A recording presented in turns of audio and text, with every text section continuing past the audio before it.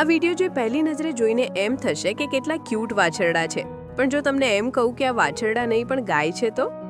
અજમેરના પુષ્કરનો પશુ મેળો આ વર્ષે શરૂ થાય તે પહેલાં 3 નાનકડી ભારતીય ગાયો સાથે બધાનું ધ્યાન પોતાની તરફ ખેંચી રહ્યો છે.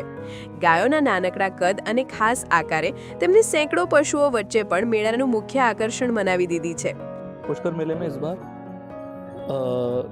सबसे अपने भारतीय शुद्ध नस्ल की 3 ब्रीडें, छोटे कद की 3 ब्रीडें लेकर आया हूँ, पुंगडूर, मिनी माउस और बिच्छू.